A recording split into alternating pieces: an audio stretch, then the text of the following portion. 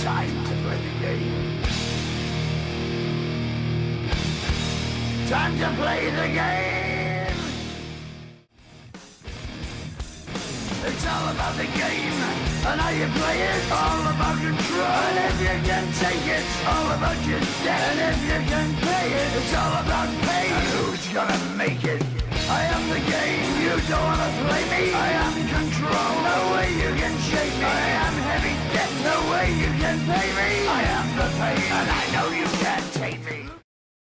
Hey everybody, this is EZ, and welcome back to Let's Play Final Fantasy X. And welcome to the most annoying cluster of trials in recent memory. This one is without a doubt it's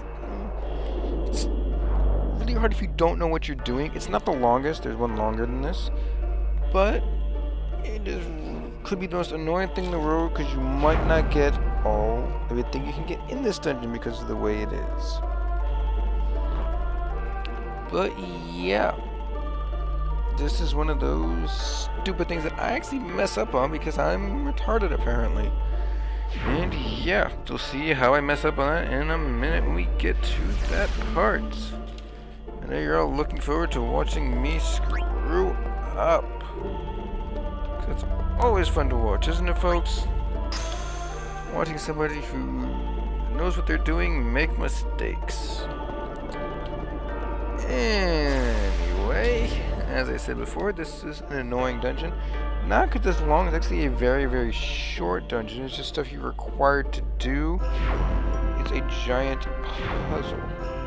It's not like the other dungeons where it's put sphere here, put sphere here. It's put sphere here, go other side of dungeon, grab this sphere, go back to where you started, put sphere in.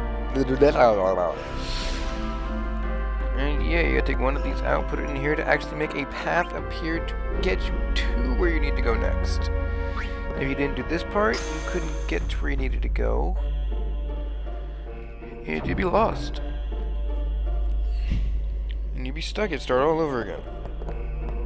Yeah, one mistake in this dungeon, you either have to start all over or you miss the treasure at the end which you want to get. Yeah, you want to get it. I'm just here next time I feel like falling off the cliff. You could fall off the cliff, it's fine, but I just find like it's so much easier than actually falling off the cliff. You're gonna go this way right here. Now this is where it gets hard when you get to this part of it right here. This is the hard part of the dungeon.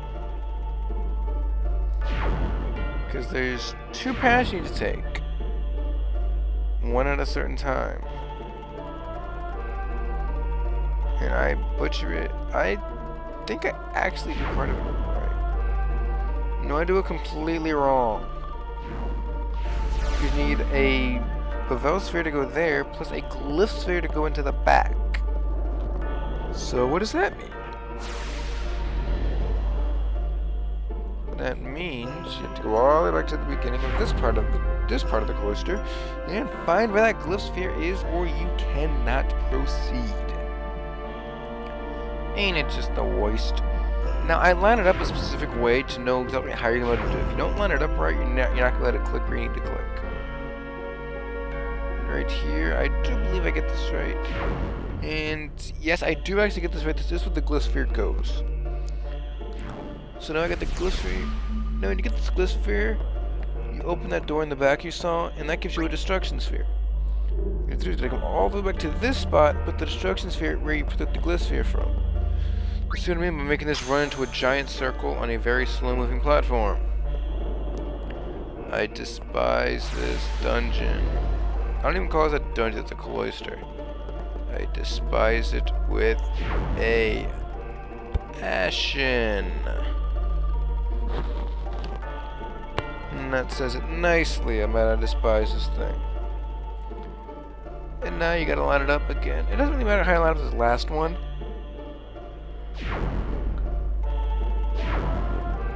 Because it just goes to the back. You don't need to worry about lining that one up right, and I messed up!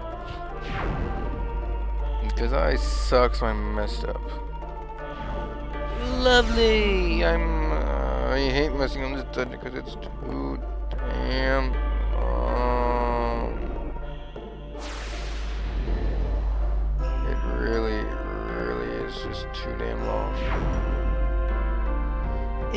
next few videos you're going to find be somewhat shorter than my other ones, like 12, 15 minutes long.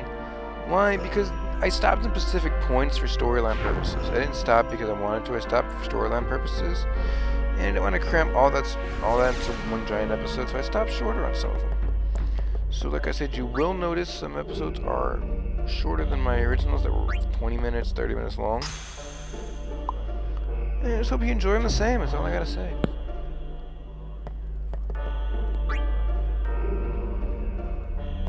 Put the glow sphere back here. It disappears. What you get to do now is take the destruction sphere out of this pedestal. Don't worry, nothing goes back in this pedestal. Nothing goes back into it, so you're fine with that. And you gotta go all the way back. Put the destruction sphere in the pedestal here. Grab the bevel sphere.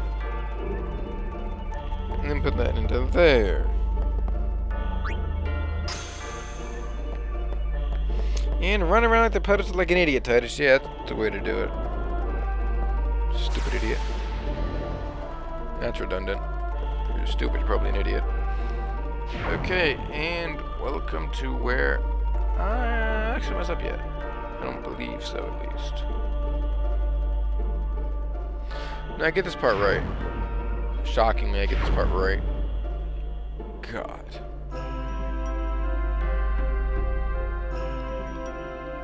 I am sorry, this is not a really entertaining episode, it's me doing Cloister, but it is part of the game. And you guys will have to do this yourself. I'm showing you how to do it while screwing up in the process. But I do get all the treasures. Usually I end up missing a treasure here because one of the spheres you need is just out of the way. And you'll see what I mean when we get there. Now for some reason that destruction sphere activates that side panel up there. You couldn't get to the one on top without that destruction sphere. I don't know why. It makes absolutely no sense. But again, it's square, so what you gonna do? Now this, I do believe, I think for a second, I'm like, yeah. Here's what I mean by say it is completely out of the way. There is no purpose for this to even be here. But what it does is it gives you another bevel sphere that's just randomly sitting there for no reason. You do need it if you want to get all the treasures. If you don't want the treasures, then you don't need it. Of course, if you want one of the treasures and not both of them, you don't need it.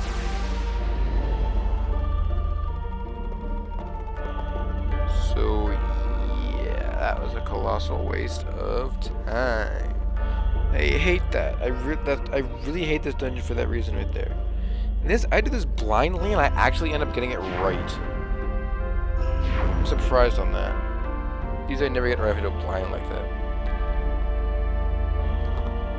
Now, what you did before, remember when you activated that spot before with the very big first one? Yeah, that's right here. You wouldn't be able to go this way if you didn't activate that other slot in the very beginning of the cloister. And also, you wouldn't be able to do what I'm about to do right here. If you didn't put the destruction sphere in, you'd just go right backwards. But the destruction sphere apparently turns you on either side, and you go up a little ramp that makes no sense how that can even work. But again, it's Final Fantasy logic, so I'm not going to bitch about it much. And you put the bevel sphere here, and it makes this path actually work. The interesting thing is, this is the cloister treasure. You get the HP sphere, you got the treasure, so you count for your treasure for the dungeon. However, push this, and by now the game's doing all this by itself. I'm not touching the controller at this point. This other thing I'm going to get is an optional treasure. It does not count towards the treasure of the dungeon, but get a night lance, which I'm actually going to equip as soon as I get off of this. Okay, but I'm going to show you what the night lance is. It's a weapon for Kamari, so we're not going to be using it much, but strength plus 3, strength plus 5, strength plus 10 is the best weapon he can actually get. And I'm using the sphere grid again just because I can. And I got the HP sphere for Titus, which I'm going to use. Give Titus for life. We will not die. We do not want a dead Titus on our hands. Now.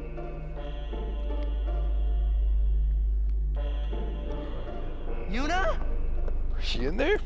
Inside, maybe? No, she's standing outside. We just can't What see are we her. standing here for? Titus, you're breaking into the chamber of the faith.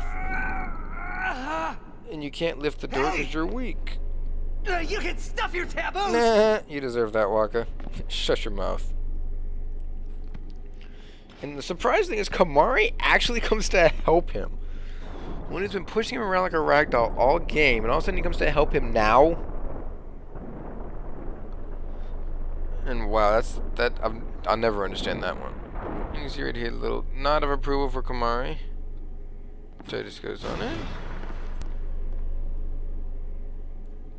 So Kamari's still holding the door open. Wait. I've seen that little girl before. She's a faith? What's that? A faith. Thank you for They that, Orin. join with the summoner, and together receive the That's Aeon. what an Aeon is, but we've seen that girl Their before. human Why is she souls, here? imprisoned in stone by ancient What's Yevon the point of rites. her being here? The dead should be allowed to rest. Yes, they should, Orin. Dead need to rest. They really do. Why is Yuna still in her wedding dress? You'd figure she's jumping off a cliff, she'd get out of it. But, nah, it's Yuna for you. How did Orin get in anyways? Kamari's still holding that door open so Orin could walk in too? Seriously? Kamari's got balls.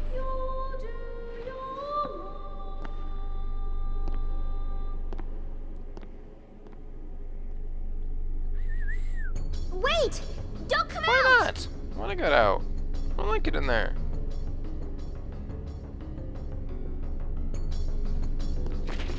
Holy crap, they got guns. There's the last of them. Really? You are to stand trial. But why are we standing trial? I expect it will Who be will a be presiding fair over trial. this?